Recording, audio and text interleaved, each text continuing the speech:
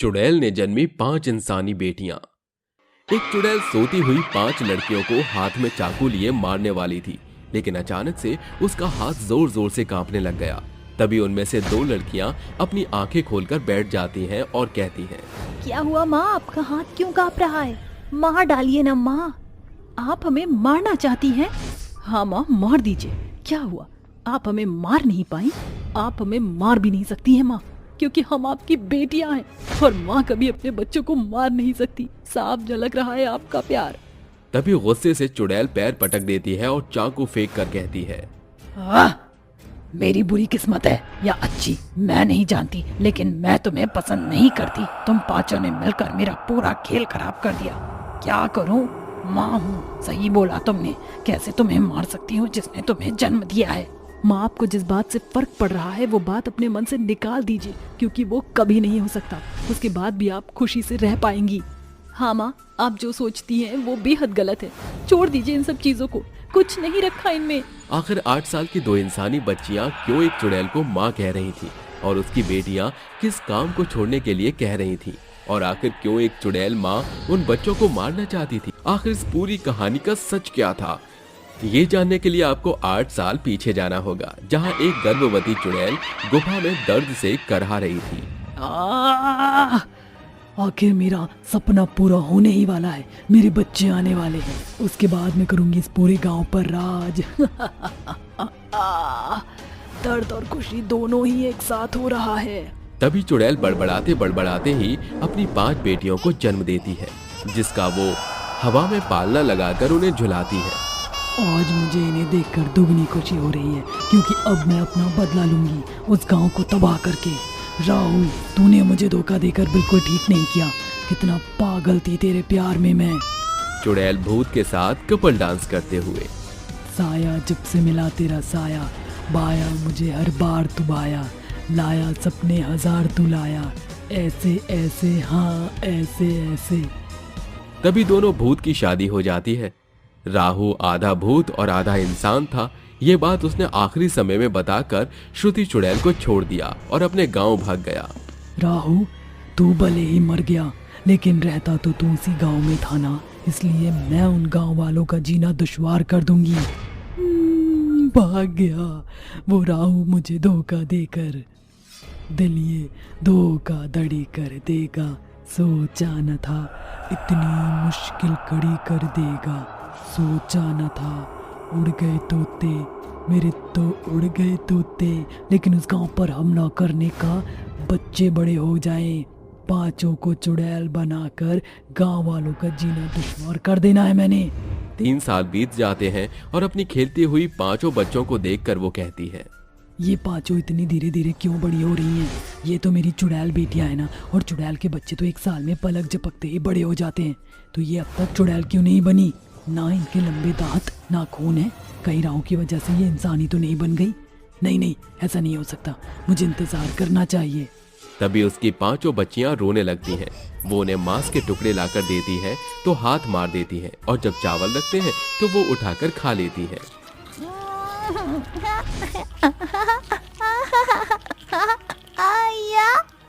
जो खाना चाहिए वो तो खाया नहीं, शाकाहारी खाना खा गई।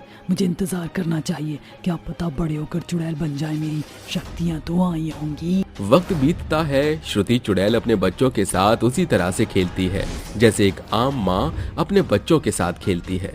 वो माँ का प्यार देती है। इस तरह चुड़ैल की 5 बच्चियां 8 साल की हो जाती हैं। रंपा, मोहिनी, चंद्रिका, तारा, सावी 5 मिट्टी का घर बनाकर खेल रही थी। तभी एक भेड़िया आकर उनकी मिट्टी का घर तोड़ देता है, जिसे 5 गुस्से में उसे देखती हैं कि उसकी नजर से ही वो भेड़िया दूर चला जाता है और जादू से मिट्टी का घर दोबारा बन जाता है। ये देखकर 5 बोलती हैं, अरे ये क्या, हमारे देखने से वो खूंखार भेड़िया भाग गया और हमारा मिट्टी का घर भी बन गया, पर कैसे? वही मुझे भी समझ नहीं आ रहा। जरूर कोई तो बात है। तुम्हारे पास मेरी चुड़ैल शैतानी ताकतें हैं।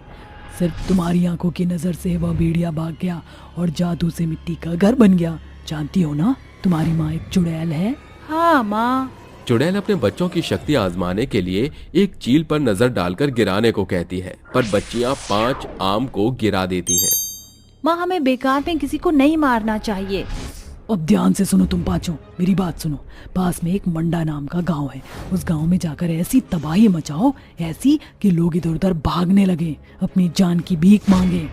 उसकी ये बात सुनकर बच्चियां इनकार करती हैं, पर चुड़ैल आंखें दिखाकर उन्हें मंडा गांव भेज देती हैं। तभी पांचों का वहां के मासूम लोगों को देखकर इरादा बदल जाता है। यार मेरा तो इन लोगों को मारने का बिल्कुल मन नहीं कर रहा है। ये लोग बेकसूर हैं। पता नहीं क्यों माँ इन पर जुल्म करना चाहती है, मगर हम ऐसा कुछ नहीं करेंगे। अरे कोई तो पानी पिला दो, प्यास के मारे मरी जा रही हूँ मैं। पानी दो, कोई पानी दो। ऐसा कहकर वो बुढ़िया बेहोश हो जाती है। तभी पांचों बच्चियां उसके पास जाती हैं और अपने जादू से पानी के जग लाती हैं। पानी की बूंदें वो बुढ़िया पर डालती हैं, जिससे वो होश में आकर अपनी प्यास बुझाती है। शुक्रिया बच्चों मुझे पानी पिलाने के लिए। भगवान तुम्हारी तरक्की करे। बहुत देर से प्यास मार रही थी, लेकिन किसी ने पानी नहीं पिलाया। कोई बात नहीं दादी, आपको और कुछ चाहिए तो हमें बता दीजिए। भूख लगी है बच्चों, और पैर में चोट भी लग गई है, इसलिए मैं चल नहीं पा रही। आप फिक्र मत कीजिए, हम हैं ना। तभी मोहिनी जादू से खाना लाकर बुढ़िया को अपने हाथ से खाना खिला देती है। इस बात का बुढ़िया को पता नहीं चलता। फिर चंद्रिका उसके पैर पर मरहम पट्टी कर देती है। ऐसे ही पांचों काफी समय बाद गुफा जंगल से बाहर एक गांव में आए थे, इसलिए वो गांव को घूमने लगती हैं और घूमते घूमते उन्हें जितने भी बेसहारा लोग मिलते हैं उन्हें वो खाना खिलाती हैं, हाथ पैर दबाकर सेवा करती हैं और अपने हम उम्र के बच्चों के साथ खेलती हैं। अरे आजा गोलू, मैं यहाँ छुपी हूँ, पकड़ मुझे पकड़। आ रहा हूँ मैं। तभी गोलू पेड़ के पास जाकर तारा को धप्पा कर देता है। पांचों लड़कियां गांव में बहुत खेलती कूदती हैं और वहां चुड़ैल चिंता करते हुए कहती है, बहुत देर हो गई, ये आई क्यों नहीं अभी तक? पांचों धमाका कर दिया होगा। मेरी पांचों बेटियों ने वहां जाकर, लोग इधर उधर भाग रहे होंगे।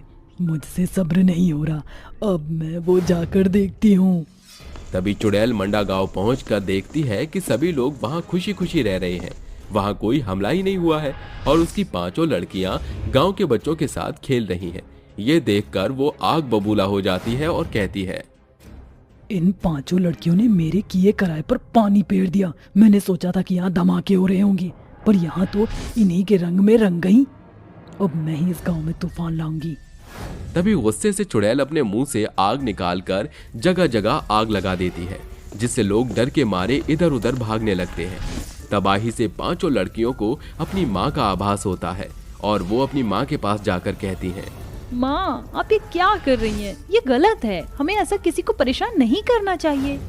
तुम्हारे मरे हुए पिता ने मुझे धोखा दिया, उसका बदला तो इन गाँव वालों से लेकर ही रहूंगी मैं। माँ इन गांव वालों का कोई कसूर नहीं है, और अब जो इस दुनिया में नहीं है उसका कसूर कैसा? इन बेगुनाह लोगों को सजा मत दीजिए माँ, चलिए। नहीं, मैं किसी को नहीं छोड़ूंगी। तभी इस भागा दौड़ी में एक बूढ़ा कीचड़ में गिर जाता है। फिर पांचों लड़कियां उस बूढ़े व्यक्ति की मदद करके जादू से नए कपड़े पहना देती हैं। अपने बच्चों को मदद करता हुआ देख चुड़ैल कहती है, इन्हें मेरी शक्तियाँ तो मिली है, लेकिन उसे दुरुपयोग करने का साहस नहीं मिला। मेरी पांचों बच्चियां दूसरों की मदद करती हैं, सब बर्बाद हो गया। तभी उस रात चुड़ैल बहुत गुस्से में होती है और वो अपनी सोती हुई पांचों बेटियों को मारने ही वाली थी कि रंपा और मोहिनी कहती है, रहने दीजिए माँ, आप अपने 5 बच्चों को नहीं मार सकती। देखिए कैसे हाथ कांप रहे हैं। हाँ, नहीं मार सकती मैं, क्योंकि तुम मेरे बच्चे हो और एक माँ अपने बच्चों को नहीं मार सकती, चाहे वो एक चुड़ैल ही क्यों ना हो। मुझे माफ कर दो बच्चों, मैंने तबाही मचाने को कहा, पर तुमने वहाँ लोगों की मदद की, मुझे मेरा सबक मिल गया। अब से मैं भी लोगों की मदद करूंगी। तभी उसकी 3 बेटियां भी जग जाती हैं और पांचों बेटियां अपनी चुड़ैल माँ से लिपटकर गले लग जाती हैं। भूतिया सास की बांझ बहू। अरे बहू जल्दी चल, पूजा के लिए देरी हो रही है। माँ जी बस पूजा की थाली ही तैयार कर रही थी, चलिए चलते हैं। घर से निकलने से पहले ही अर्चना हाथ जोड़कर अपने मन ही मन कहती है, ईश्वर मेरे बेटे की शादी को पूरे 10 साल हो गए हैं, इस बार मेरी बहू की सूनी गोद भर देना। क्या हुआ माँ जी, आप चल क्यों नहीं रही हो? अरे कुछ नहीं हुआ, चलो चलते हैं, ईश्वर हमारी इस बार जरूर सुनेंगे। अर्चना कई तांत्रिकों के पास और कई मंदिरों में जाकर अपनी बहू पूर्वी के लिए संतान की प्रार्थना करती है, लेकिन देखते ही देखते पूरे 10 साल गुजर जाते हैं और अभी तक उसे कोई संतान नहीं होती। अरे बहू पूजा तो हो गई, चलो गरीब लोगों में प्रसाद बांट देते हैं। अर्चना और पूर्वी दोनों मिलकर मंदिर की सीढ़ियों पर गरीब लोगों को प्रसाद बांट रहे होते हैं। तभी एक बूढ़ा आदमी कहता है, अरे कल एक बहुत ही प्रसिद्ध पहाड़ी वाले बाबा इस मंदिर में आएंगे, तुम उनसे जरूर मिलना। ऐसा कहकर बूढ़ा आदमी वहां से चला जाता है। उसके बाद अर्चना अपनी बहू पूर्वी से कहती है, जब हमने इतना कुछ किया है तो इन पहाड़ी वाले बाबा से भी मिल लेते हैं। ये सोचकर अर्चना और पूर्वी अपने घर लौट आते हैं और अगले दिन पहाड़ी वाले बाबा से मिलने के लिए मंदिर पहुंच जाते हैं। पहाड़ी वाले बाबा पूर्वी के सिर पर हाथ रखकर उससे कहते हैं, बेटी, खुशखबरी में अब ज्यादा समय नहीं है, ये लो इस पवित्र जल को पियो। बाबा से आशीर्वाद लेकर पूर्वी अपनी सास के साथ वापस घर लौटने लगती है, लेकिन तभी रास्ते में उसे उल्टियां आने लगती हैं। अरे ये क्या, तुम्हें उल्टियां हो रही हैं? इसका मतलब हमारे घर खुशियां आने वाली हैं। ईश्वर ने हमारी सुन ली। मुझे अभी बाबा का शुक्रिया अदा करना चाहिए। तुम यहीं बैठो, मैं अभी आती हूँ। अर्चना बाबा का आशीर्वाद लेने के लिए मंदिर की तरफ सड़क पार करके जा ही रही होती है कि तभी सामने से एक बहुत तेज ट्रक आता है, जिसकी वजह से उसकी वहीं जान चली जाती है। लेकिन तभी उसके शरीर से उसकी आत्मा निकलती है और मंदिर तक पहुंच जाती है। अरे ये क्या, मैं मंदिर के अंदर क्यों नहीं जा पा रही हूँ? तभी अर्चना को याद आता है, इसका मतलब मैं मर चुकी हूँ और मेरा शरीर सड़क के किनारे पड़ा है। हे ईश्वर, ये तूने क्या किया? इतनी कोशिश के बाद मैं अपने बेटे की संतान का मुंह देखती, लेकिन मैं मर गई हूँ। तो क्या हुआ? जब तक अपने बेटे की संतान का मुंह नहीं देख लेती, मैं यहाँ से कहीं नहीं जाऊंगी। अर्चना एक चुड़ैल बन जाती है, जिसकी वजह से वो मंदिर के बाहर ही खड़ी होकर ईश्वर का शुक्रिया अदा करके अपने बहू के पास चली जाती है। लेकिन उससे पहले वो अपना इंसानी रूप धारण कर लेती है। चलो बहू, मैंने ईश्वर का शुक्रिया अदा कर दिया है, अब हम घर चलते हैं। अर्चना पूर्वी को अपने साथ घर ले आती है, जिसके बाद अर्चना पूर्वी का बहुत अच्छे से ख्याल रखना शुरू कर देती है। देखते ही देखते कुछ महीने बीत जाते हैं। अब पूर्वी का पेट भी बाहर आ जाता है, लेकिन चुड़ैल पूर्वी का साथ नहीं छोड़ती और वो अपना भेष बदलकर पूर्वी का बहुत अच्छे से ख्याल रखती है। अरे बहू, ये लो, मैं तुम्हारे लिए सूप बना कर लाई हूँ। तुम आराम से बैठकर सूप पियो, मैं बाजार से सब्जी लेकर आती हूँ। पूर्वी सूप पीने लगती है, जिसके बाद अर्चना की चुड़ैल बाजार से सब्जी लेने के लिए निकल जाती है। तभी चारों तरफ घटा छाने लगती है। अरे माँ जी ने तो छत पर कपड़े सुखाए थे, मुझे लगता है कहीं बारिश से भीग ना जाएं। पूर्वी धीरे धीरे छत पर पहुंच जाती है, जिसके बाद वो सभी कपड़े उतार कर वापस नीचे आने लगती है। लेकिन तभी अचानक से पेट मोटे होने की वजह से उसे सीढ़ियां दिखाई नहीं देती और उसका पैर फिसल जाता है। लेकिन गिरने की वजह वो हवा में उड़ने लगती है। अरे ये सब क्या हो रहा है? मैं हवा में कैसे उड़ रही हूँ? पूर्वी हवा में उड़ते हुए आराम से सीढ़ियों से उतर जाती है। ये सब उसकी चुड़ैल सास दूर खड़ी अपनी शक्तियों से करती है। कुछ भी हो जाए, मैं अपनी बहू और उसके पेट में पल रहे बच्चे को कुछ नहीं होने दूंगी। ऐसे ही एक दिन पूर्वी रात के समय अपना दूध गर्म करने के लिए किचन में आती है, लेकिन किचन में पहले से ही गैस लीकेज होती है और जैसे ही पूर्वी माचिस की तीली जलाती है, अचानक से गैस के ऊपर आग लग जाती है। लेकिन तभी आग अचानक से बुझ जाती है। ये सब क्या हो रहा है? कभी मैं हवा में उड़ती हूँ, कभी आग से बच जाती हूँ। मुझे ये सब माँ जी को बताना होगा। पूर्वी अपनी चुड़ैल सास के कमरे में जाती है। माँ जी उठिए ना, मुझे आपसे कुछ बात करनी है। पूर्वी अपनी चुड़ैल सास को उसके साथ हुई घटना के बारे में बताती है, जिसे सुनने के बाद उसकी चुड़ैल सास अपने मन में सोचती है, शुक्र है मुझे पूर्वी के उठने की आहट महसूस हो गई थी, नहीं तो आज बड़ी अनहोनी हो जाती। क्या सोच रही हो माँ जी? कुछ नहीं बहू, ये सब तो ईश्वर की कृपा है। तुम इन सब पर ध्यान मत दो और आराम करो। ये सुनकर पूर्वी अपने कमरे में आराम करने के लिए चली जाती है। वहीं दूसरी तरफ अर्चना की आत्मा चुड़ैल बनने के बाद भी भेष बदलकर अपनी बहू पूर्वी का अच्छे से ख्याल रखती है और उसे अपने ही हाथों से खाना भी खिलाती है। इतना प्यार देखकर एक दिन पूर्वी की आंखों में आंसू आ जाते हैं। पता नहीं पिछले जन्म में मैंने कौन से पुण्य किए होंगे जो मुझे आप मिली हो। ये सुनकर चुड़ैल की आंखों में आंसू आ जाते हैं और वो पूर्वी को गले से लगा लेती है। धीरे धीरे समय बीत जाता है और वो समय भी आ जाता है जिस दिन पूर्वी एक बच्चे को जन्म देने वाली होती है। आई ओह उई माँ, हे ईश्वर मेरे बच्चे की रक्षा कर। माँ जी कहाँ हो आप? अपनी बहू को दर्द में चिल्लाते सुन चुड़ैल तुरंत इंसानी रूप में उसके पास जाती है और उसकी हालत देखकर उसे हॉस्पिटल ले जाने के बारे में सोचती है। लेकिन तभी अचानक से बहुत तेज बारिश शुरू हो जाती है। अरे ये क्या, इतनी बारिश में मैं अपनी बहू को हॉस्पिटल कैसे लेकर जाऊं? तभी पूर्वी की आंखें बंद होने लगती हैं। अरे नहीं, मेरे पास समय नहीं है, मुझे ही कुछ करना होगा। दर्द की वजह से पूर्वी को कुछ दिखाई नहीं दे रहा होता। उसे सब कुछ धुंधला दिखने लगता है, जिसकी वजह से चुड़ैल अपने चुड़ैल वाले रूप में आ जाती है और अपनी बहू पूर्वी की डिलीवरी घर में ही करना शुरू कर देती है। कुछ ही देर में पूर्वी एक नन्ही सी बेटी को जन्म देती है। जैसे ही चुड़ैल उसे अपनी गोदी में उठाती है, वो उसे देखकर बहुत खुश होती है। अरे वाह, ये तो बिल्कुल अपनी दादी के ऊपर गई है। माँ जी मेरा बच्चा कहाँ है माँ जी? पूर्वी की आवाज सुनकर चुड़ैल तुरंत अपना इंसानी रूप धारण करती है और पूर्वी को उसका बच्चा देते हुए कहती है, देखो पूर्वी, ये रही तुम्हारी बेटी। ये सुनने के बाद पूर्वी की आंखों से आंसू आ जाते हैं और वो उठने की कोशिश करती है। तभी चुड़ैल उसको सहारा देती है और उसे बिठा देती है।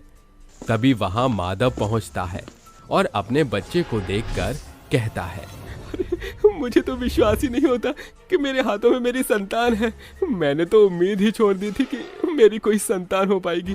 भगवान तेरा लाख लाख शुक्र है। माँ जी आपके साथ ये सब कैसे हुआ और आपने एक बार भी मुझे नहीं बताया? बेहोशी की हालत में भी पूर्वी को इतना होश था कि वो अपनी चुड़ैल सास को उसकी डिलीवरी करते हुए देख लेती है। पूर्वी के इस तरह पूछने पर चुड़ैल अपने असली रूप में आ जाती है और उन्हें अपनी हुई मृत्यु के बारे में बताती है। माँ साक्षात देवी होती है, ये आज मुझे पता चला। सुना था कि सास अपनी बहू पर बहुत से अत्याचार करती है, लेकिन आप तो साक्षात देवी हो। माँ जी इतना कुछ होने के बाद भी आपने मेरा साथ दिया, मेरा इतना ख्याल रखा और जब भी मेरे ऊपर कोई संकट आता तो ढाल बनकर मेरे सामने खड़ी हो गई।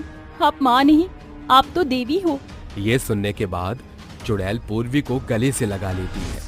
चलो अब मेरे जाने का समय आ गया है। चुड़ैल वहां से गायब हो जाती है, जिसके बाद पूर्वी अपने पति माधव और अपने बच्चे के साथ खुशी खुशी रहने लगती है। चुड़ैल और गरीब बच्चे। जमनपुर नामक एक गांव था जहां रूबी अपने पति रमेश और अपने बच्चे गोलू के साथ गरीबी में भी बड़ी खुशी से रह रही थी। कम रोजी रोटी में भी दोनों किसी तरह गुजारा चलाया करते थे।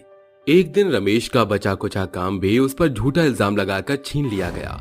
वो बेतहाशा घर आकर कहता है, रूबी जरा एक गिलास पानी देना। ये लीजिए पानी। अरे आप इतना उदास क्यों हैं? क्या हुआ? अरे क्या बताऊं तुझे, गोविंद ने मुझ पर बोरी चुराने का आरोप लगा दिया। मालिक ने मेरी बात मानी नहीं और मुझे वहां से निकाल दिया। अब मैं कैसे घर चलाऊंगा? उससे बड़ी बात, मैं गोलू का खर्चा कैसे उठाऊंगा? आप चिंता मत कीजिए, यहाँ नहीं तो कहीं और सही, आपको काम जरूर मिलेगा। कहने से क्या होता है, अभी हमारे पास तो कुछ पैसे भी नहीं है जो कल का भी खर्चा चला सके। मैं हूँ ना, मैं कुछ ना कुछ इंतजाम कर लूंगी। अरे गोलू को भूख लग रही है, मैं जरा उसे खिचड़ी दे देती हूँ। रूबी अपने 3 साल के बच्चे को अपने हाथ से खिचड़ी खिलाती है। 4 दिन बीत जाते हैं, रमेश को कहीं काम नहीं मिलता। फिर रूबी अपने बच्चे को रमेश के सहारे छोड़कर जाते हुए कहती है, रमेश जी आप गोलू का ख्याल रखना। मैंने एक जगह अपनी बात करी थी ना, मुझे खाना बनाना कपड़े धोने का काम मिल गया, तो मैं वहाँ जाया करूंगी और शाम को आया करूंगी। बस जब तक आप गोलू को किसी तरह संभाल लेना। क्या दिन आ गए हैं मेरे कि मुझे घर पर बैठकर गोलू को संभालना पड़ गया और तुम काम के लिए जा रही हो। मैं अच्छा पति बिल्कुल नहीं हूँ। आप ऐसा मत सोचिए रमेश जी, सारी जिम्मेदारी आपकी थोड़ी है। एक पत्नी और माँ होने के नाते मेरे भी कुछ कर्तव्य बनते हैं। आपने अपनी जिम्मेदारियों को हमेशा से निभाया है, अब थोड़ा मुझे भी करने दीजिए। गोलू बेटा बाय, ख्याल रखना अपना। मम्मा थोड़ी देर में शाम को आ जाएगी। रमेश जी, आप इसे 3 बजे दलिया खिला देना। ठीक है, ठीक है। ये बोलकर रूबी घर से निकल जाती है और अपने काम पर पहुंच जाती है, जहां वो पहले साफ सफाई करती है, फिर खाना बनाती है और कपड़े धोने के बाद उन्हें इस्त्री करके शाम का खाना बनाकर निकल जाती है। तभी उसकी मालकिन लता कहती है, रूबी, तुमने बहुत अच्छा काम किया। पहले दिन ही तुमने सारा काम फटाफट कर दिया। ये लो तुम्हारी पहले दिन की कमाई। शुक्रिया मेम साहब, पर ये तो बहुत सारे हैं। जो भी है रख लो, तुम्हारी मेहनत के हैं। रूबी मालकिन को फिर से शुक्रिया करके निकल जाती है और खुश होकर कहती है, इतने पैसों से तो गोलू के नए कपड़े ले आऊंगी और महीने भर का घर का राशन चल जाएगा। रमेश जी तो बहुत खुश हो जाएंगे। ये कहते हुए रूबी जा ही रही थी कि इतने में एक ट्रैक्टर उसे जोर से टक्कर मार देता है, जिसके बाद रूबी बेहद बुरी हालत में होती है। उसके सिर से काफी खून बह जाता है और वो आते जाते लोगों से मदद मांगते हुए कहती है, सुनिए, कोई मेरी मदद कीजिए। मुझे मेरे बच्चे और पति के पास जाना है, मुझे उनके पास ले चलिए। भाई साहब, दीदी, कोई मेरी मदद करो, मुझे मेरे घर तक ले चलो। मेरा बच्चा मेरी राह देख रहा है। रूबी अपनी बची कुची सांसों से लोगों से मदद मांगती है, लेकिन आता जाता हर शख्स उसे उसी हाल में छोड़कर चला जाता है। गांव का कोई आदमी उसकी मदद नहीं करता। इतने में रूबी दम तोड़ देती है और अधूरी इच्छा से वो एक चुड़ैल बन जाती है। इन लोगों ने मेरे साथ बिल्कुल ठीक नहीं किया, किसी को भी मैं छोड़ूंगी नहीं। बहुत तड़पाया है मुझे, एक से एक सबसे बदला लूंगी। बदले की आग में चुड़ैल गांव के लोगों को मारने पहुंच जाती है। सबसे पहले वो ट्रैक्टर वाला आदमी को मार डालती है। मार डाला तुझे आज मैंने, तुझे मार कर भी मुझे चैन नहीं आ रहा। अभी तो मैं सभी को मारूंगी। ये कहते ही चुड़ैल हर उस इंसान को मारती है जिसने उसकी मदद नहीं की थी। वो एक एक करके कुछ लोगों को मार डालती है। फिर वो एक औरत की गर्दन पकड़कर कहती है, अगर उस वक्त तुम मेरी जरा सी मदद कर देती तो क्या हो जाता, लेकिन नहीं। अब तुम्हें भी तो पता चले, जैसा मेरा परिवार अधूरा रह गया उसी तरह तुम्हारा परिवार भी तड़पेगा। छोड़ो छोड़ो, मुझे जाने दो, मुझे माफ कर दो। किसी को मरता हुआ छोड़ दो, तुम्हें भी तो पता चले। अब तुम भी तड़पती रहना। ये बोलते ही चुड़ैल उसे मार डालती है, जिसके बाद मरते हुए वो भी अपनी गिनी चुनी सांसें लेती है और मर जाती है। चुड़ैल और भी लोगों को मार देती है। बड़ी तेजी से गांव के सभी लोग गायब होते जा रहे हैं। चुड़ैल के खौफ से डरकर गांव के सभी लोग सरपंच के पास पहुंच जाते हैं और उससे शिकायतें करते हैं, जिसके बाद गांव वाले चुड़ैल के पास मशाल लेकर जाते हैं, जहां चुड़ैल एक नदी के किनारे आदमी की गर्दन पकड़े हुए खड़ी होती है कि गांव वाले उसे आग दिखाकर डराते हैं। चुड़ैल इतनी शक्तिशाली नहीं होती कि वो गांव वालों का एक साथ सामना कर पाए। काली चुड़ैल, छोड़ दे इस आदमी को, वरना हम तुझे इस मशाल से जलाकर राख कर देंगे। अगर मेरे पास कोई भी आया तो मैं इस आदमी को इसी वक्त मार डालूंगी। अरे गांव वालों, सरपंच साहब, अरे मुझे बचा लो, ये चुड़ैल मुझे मार डालेगी। कितने भी बचाने की गुहार लगा ले, लेकिन मैं तुझे मार ही डालूंगी। तूने इसे नहीं छोड़ा तो हम सच में तुझे जला देंगे। तू जिद्दी है तो मैं भी जिद्दी हूँ। चुड़ैल की बात सुनकर सरपंच विराट को इशारा करता है। तभी विराट मशाल से चुड़ैल के हाथ पर मारता है, जिससे चुड़ैल उस आदमी को छोड़ देती है और वो नदी में गिर जाती है। साथ ही विराट उस आदमी को बचा लेता है। तभी डूबती हुई चुड़ैल को सरपंच कहता है, लगता है तुझे आग और पानी से डर लगता है, अब तो उसी में डूबकर दोबारा मर जाएगी। चलो गांव वालों, यहाँ से चलते हैं, कोई इसकी मदद नहीं करेगा। हाँ हाँ चलो सब, वरना ये फिर आकर मार देगी। बचाओ बचाओ, कोई मुझे बचाओ, मैं डूब रही हूँ। चुड़ैल होने के बाद मेरे पर इतनी शक्तियाँ नहीं है कि मैं यहाँ से बाहर आ सकूं। जहाँ एक तरफ चुड़ैल डूब रही थी, उसी जगह 4-5 बच्चे बारिश में भीगते हुए एक दूसरे से कहते हैं, अरे मिंटू, मेरे शरीर में तो बहुत खुजली हो रही है, कैसी बारिश हुई है, इसने तो मुझे बंदर ही बना दिया। चिंटू, मुझे भी बंदर जैसा ही लग रहा है। अरे खुजली खुजली क्या कर रहे हो, वो तो मुझे भी हो रहा है। ऐसा करते हैं, इस नदी में नहा लेता है। इस नदी के पानी से हमारी खुजली खत्म हो जाएगी। भोपाल के बच्चे, तूने तो बिल्कुल सही कहा। चलिए फिर एक साथ छलांग लगाते हैं। पर तूने सही नहीं कहा, मैं भोपाल नहीं गोपाल हूँ। चलो उतरो पानी में। सारे छोटे बच्चे उस नदी में छलांग लगाकर मस्ती करते ही हैं कि उन्हें एक डूबती औरत नजर आती है। अरे दोस्तों, लगता है कोई आंटी डूब रही है, चलो उन्हें बचाते हैं। हाँ, चलो बचाते हैं। ये बोलते ही वो बच्चे उसे बचाने जाते हैं। चुड़ैल भारी होती है, लेकिन किसी तरह बच्चे उससे किनारे तक ले आते हैं और जब उसकी शक्ल देखते हैं तो वो डर जाते हैं। तभी चुड़ैल होश में आती है। आह, आह, मैं कहाँ हूँ? क्या मेरी मदद तुम बच्चों ने की है? अरे आप तो बहुत डरावनी आंटी है। हाँ, पर तुम छोटे छोटे बच्चों ने मेरी जान बचाई, उसके लिए बहुत शुक्रिया। सही कहते हैं लोग, बच्चे भगवान का रूप होते हैं, लेकिन बड़ों में तो इंसानियत नाम की चीज ही नहीं है। वो तो मुझे यहाँ धकेल कर चले गए, ना मेरी तब मदद की और ना अब की। लेकिन तुम बच्चे बहुत अच्छे हो। तुम्हारी अच्छाई देखकर मुझे लगता है मुझे यहाँ से जाना चाहिए। कोई बात नहीं चुड़ैल आंटी, मम्मी पापा कहते हैं हमेशा सबकी मदद करनी चाहिए, चाहे वो कैसा भी हो। हाँ बच्चों। इस तरह चुड़ैल बच्चों को खाने पीने की चीजें तोहफे में देकर हमेशा के लिए मुक्त हो जाती है। रात का समय था। चारों तरफ जोर जोर की आंधी चल रही थी। बादलों ने चांद को अपने आगोश में ले रखा था। वो पूर्णिमा की रात थी।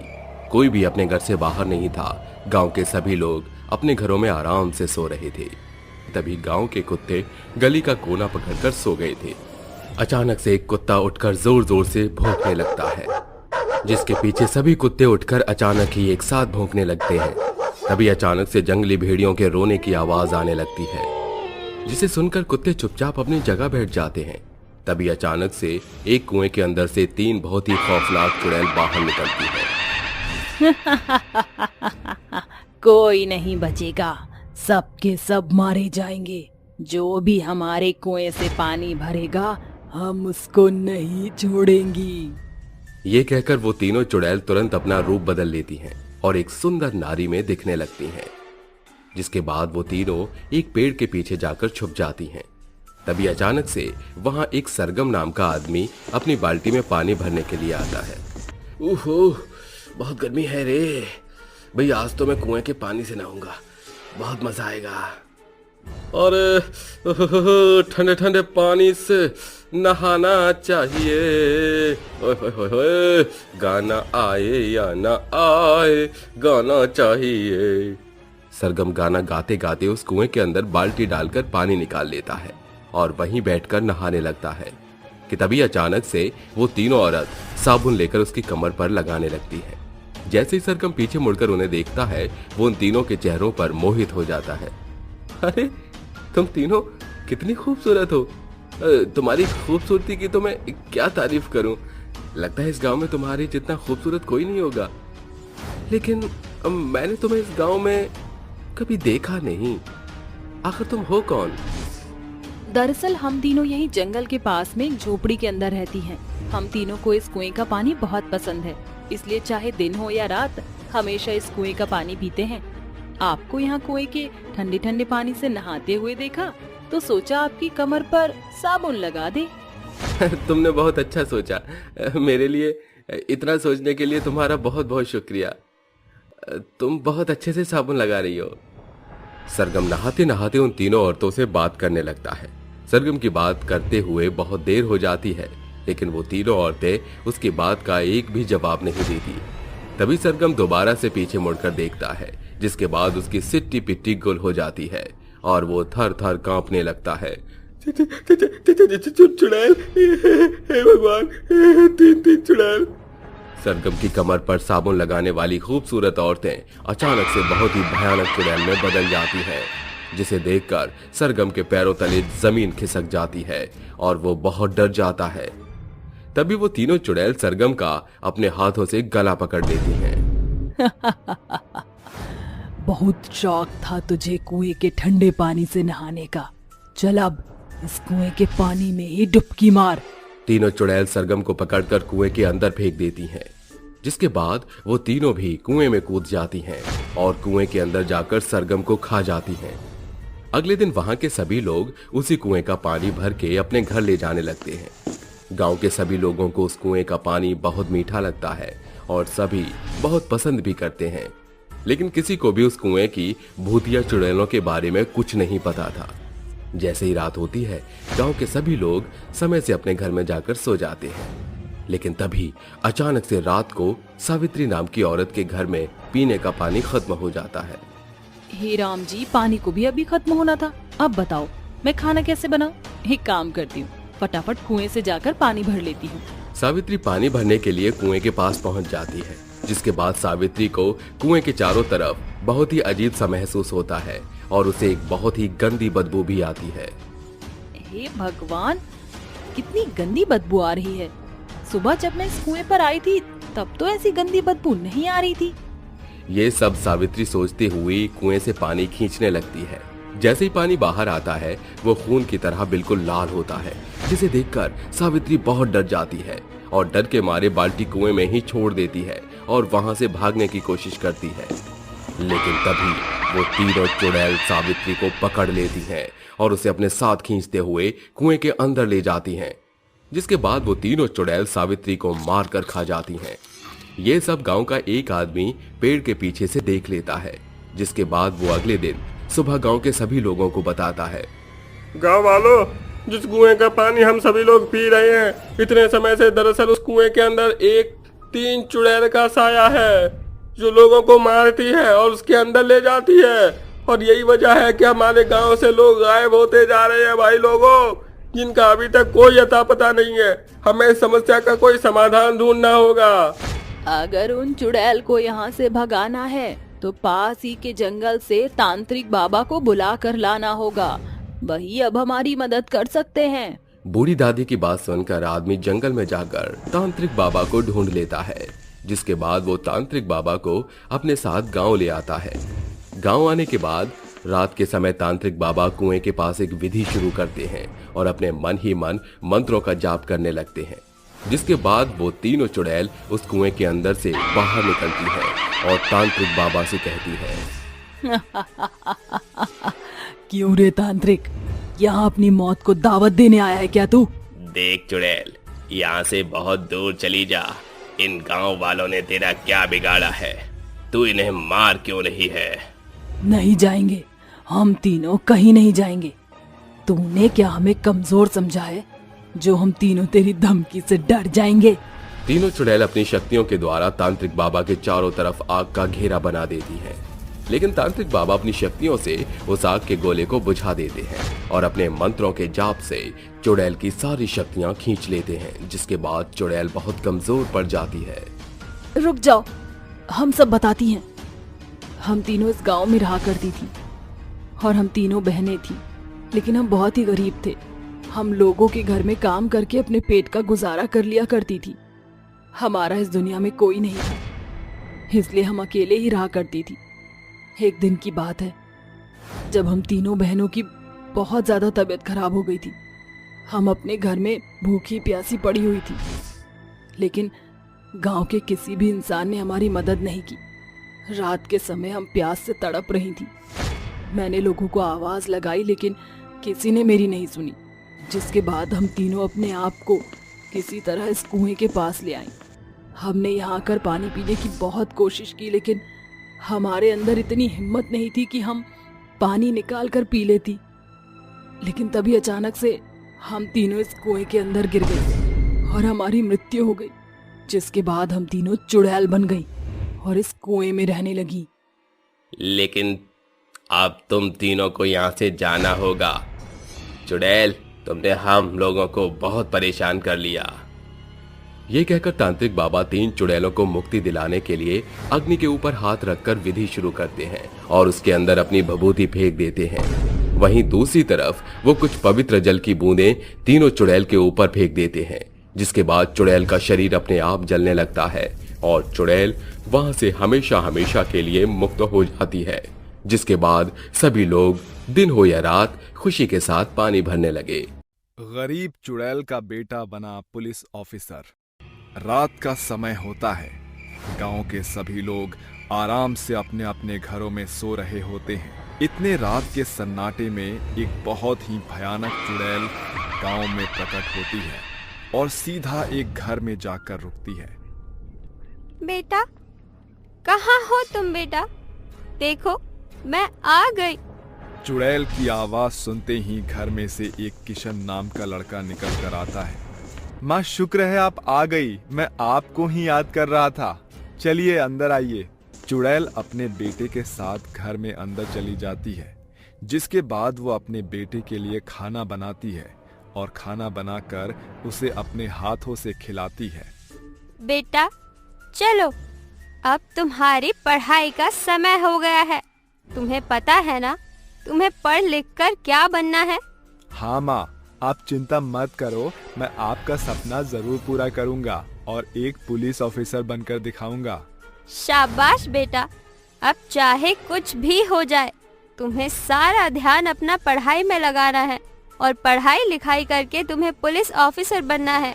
मैं जानता हूँ माँ, आपके ऊपर क्या बीती है। आप मुझ पर भरोसा रखो। पुलिस ऑफिसर बनने के बाद मैं आपके कातिलों से चुन चुन कर बदला लूंगा, किसी को नहीं छोड़ूंगा मैं। अपने बेटे के मुंह से ये बातें सुनकर चुड़ैल बहुत खुश होती है, जिसके बाद वो अपने बेटे को पढ़ाना शुरू करती है। आखिर उस चुड़ैल के साथ ऐसा क्या हुआ था जिसके कारण से वो वर्षों पहले मर चुकी थी और मरने के बाद भी अपने बेटे को पढ़ाने आती थी? आखिर उसकी मौत किस वजह से हुई थी? चलिए पता करते हैं इस कहानी में। चलिए थोड़ा पीछे चलते हैं। पलवल के एक छोटे से गांव में एक ममता नाम की औरत अपने बेटे किशन के साथ रहती थी। ममता बहुत गरीब थी। एक दुर्घटना के चलते उसके पति की मृत्यु हो गई थी, जिसके बाद वो बहुत ही मुश्किल से अपना और अपने बेटे का पेट पाल रही थी। वो दिन रात मेहनत करके अपने बेटे किशन को स्कूल भेजा करती थी। एक दिन वो अपने बेटे किशन से कहती है, देखो बेटा, इस दुनिया में गंवार लोगों की कोई इज्जत नहीं है और ना ही लोग उन्हें समझते हैं, और मैं चाहती हूँ कि तुम पढ़ लिख कर एक बहुत बड़े आदमी बनो, कुछ अच्छा करो, ताकि जो गरीबी के दिन मैं देख रही हूँ तुम ना देख सको। माँ, मैं बड़ा आदमी बनकर जरूर दिखाऊंगा आपको। आपकी सभी इच्छाएं मैं पूरी करूंगा। लेकिन माँ, मैं आज एक बात जानना चाहता हूँ। आखिर मेरे पिताजी को क्या हुआ था माँ? वो कौन थे? आज तक मैंने उनकी तस्वीर भी नहीं देखी है। आखिर वो कहाँ हैं और वो आज हमारे साथ क्यों नहीं है माँ? किशन का ये सवाल बेचारी ममता को हिला कर रख देता है। ममता ने कई सालों तक अपने बेटे से ये बात छुपा कर रखी थी और इस बार ना चाहते हुए भी उसे अपने बेटे किशन को पूरी हकीकत के बारे में बताना पड़ता है। उस दिन तुम्हारे पिताजी तुम्हारे पहले जन्मदिन पर तुमसे मिलने आ रहे थे। तब रास्ते में उनके कुछ दुश्मन ने उन्हें घेर लिया था। उन्होंने कई गलत काम करने वालों को सजा दिलवाई थी। लेकिन पिताजी के दुश्मन क्यों थे और क्यों लोग उन्हें मारना चाहते थे माँ? क्योंकि तुम्हारे पिताजी एक पुलिस ऑफिसर थे। उन्होंने कई गुंडे मवालियों से शहर को आजाद किया था, जिसके चलते गुंडों ने उनसे दुश्मनी मोड़ ले ली थी। तुम्हारे पिताजी बहुत अच्छे इंसान थे और अच्छे लोगों को ये दुनिया पसंद नहीं करती, इसलिए लोगों ने उन्हें मार दिया। ये सुनते ही किशन रोने लगता है, जिसके बाद वो रोते हुए अपनी माँ से कहता है, माँ, क्या सच में मेरे पिताजी इतने महान थे? हाँ बेटा, तुम्हारे पिताजी बहुत अच्छे थे और वो तुम्हें पुलिस ऑफिसर बनाना चाहते थे। बेटा, वो तुमसे बहुत प्यार करते थे। मैं वादा करता हूँ माँ, मैं पुलिस ऑफिसर बनकर पिताजी का सपना और आपका सपना जरूर पूरा करूंगा माँ। उस दिन के बाद किशन पढ़ाई में अच्छे से ध्यान देने लगता है। एक दिन ममता उसे स्कूल से घर लेकर आ रही होती है। तभी रास्ते में उसके पति के कुछ दुश्मन उसे देख लेते हैं। अरे जरा देखो तो सही, ये तो गोवर्धन की पत्नी और बेटा है। अरे ये तो अभी तक जिंदा है, हमें इन्हें मार देना चाहिए। वे गुंडे ऐसा सोचकर किसी तरह रात के समय ममता के घर पहुंच जाते हैं और ममता का तकिए से मुंह दबाकर उसे मार देते हैं। ये सब किशन देख लेता है और वो कुछ नहीं कर पाता, जिसके बाद वो अपनी जान बचाकर वहां से भाग जाता है। गुंडे उसे ढूंढने की बहुत कोशिश करते हैं, लेकिन किशन उनके हाथ नहीं लगता। माँ, माँ कहाँ हो आप? उन गुंडों ने आपको भी मार दिया माँ। पहले पिताजी को मारा, उसके बाद आपको भी मुझसे छीन लिया माँ। माँ कहाँ हो आप माँ? माँ। किशन अपनी माँ को याद कर रहा होता है, तभी उसकी माँ चुड़ैल बनकर उसके सामने प्रकट होती है। मैं यहाँ हूँ बेटा, हमेशा तुम्हारे पास। माँ, मैं उन गुंडों को नहीं छोड़ूंगा माँ, मैं उनमें से किसी को भी नहीं छोड़ूंगा। मैं सबको मार डालूंगा माँ, मैं सबको मार डालूंगा। सब्र से काम लो बेटा, उन्होंने तुम्हारे पिताजी को भी मार दिया और मुझे भी मार दिया। अब तुम पहले हमारा पुलिस ऑफिसर बनने का सपना पूरा करो, जिसके चलते तुम उन्हें आराम से मार सकते हो। उस दिन से चुड़ैल अपने बेटे किशन को पढ़ाना शुरू कर देती है। देखते ही देखते किशन काफी बड़ा हो जाता है और कड़ी मेहनत करने के बाद वो एक दिन पुलिस ऑफिसर बन जाता है, जिसके बाद वो एक एक करके उन सभी गुंडों से अपनी माँ और अपने पिताजी की मौत का बदला लेता है। तुम दोनों ने मेरी माँ को मार दिया, मेरे पिताजी को मार दिया, मैं तुम दोनों को नहीं छोड़ूंगा। हम तुम्हारे आगे हाथ जोड़ते हैं, हमें छोड़ दो, हमसे बहुत बड़ी भूल हो गई। दुश्मनी के चलते हमने तुम्हारे माता पिता को मार दिया। तुम्हें छोड़ दूं? तुम्हें कैसे छोड़ दूं? तुमने मेरे निर्दोष माँ बाप को मार दिया, आखिर उनकी गलती क्या थी? तुम्हें तो मैं कभी नहीं छोड़ूंगा। छोड़ दो हमें, छोड़ दो, हमसे बहुत बड़ी गलती हो गई है। आइंदा से हम ऐसी गलती कभी भी किसी के साथ नहीं करेंगे। हमें अपनी गलती का पछतावा है, हमें छोड़ दो। नहीं छोड़ूंगा, इस दिन का मौका मैं कब से देख रहा हूँ। जाओ भागो, कितना भाग सकते हो तुम दोनों, अपनी जान बचाकर भाग जाओ। कालिया और राकेश दोनों भागने लगते हैं। उनको भागता हुआ देखकर किशन उनके पीछे पीछे चलता है, जिसके बाद वो उन दोनों का एनकाउंटर कर देता है। उन दोनों को मारकर वो बहुत खुश होता है, जिसके बाद वो रोते हुए अपनी माँ को याद करने लगता है। माँ, माँ कहाँ हो आप? मुझे आपकी बहुत याद आ रही है माँ। देखो, मैंने आपके और पिताजी के मौत का बदला ले लिया माँ। काश आप ये नजारा देखने के लिए आज यहाँ होते। तभी चुड़ैल उसके सामने प्रकट होती है और उसे कहती है, चिंता मत करो बेटा किशन, मैंने सब कुछ अपनी आंखों से देखा है। आज तुमने मेरा सपना पूरा कर दिया। आज के बाद तुम भी अपने पिताजी की तरह लोगों की मदद करना और गरीब लोगों का सहारा बनना। माँ, मैं वादा करता हूँ, मेरी तरह फिर किसी के माता पिता की मृत्यु इस तरह नहीं होगी और कोई अपने माता पिता के लिए ऐसे नहीं तड़पेगा। मैं इस शहर से सभी गलत लोगों को निकाल फेंकूंगा। उस दिन के बाद किशन एक काबिल पुलिस ऑफिसर बनता है और लोगों की सहायता करता है। जितने भी गुंडे मवाली होते हैं उन सभी को शहर से निकाल फेंकता है, जिसके बाद किशन एक प्यारी सी लड़की से शादी करके अपना घर बसा लेता है और अपनी जिंदगी में खुशी खुशी रहने लगता है।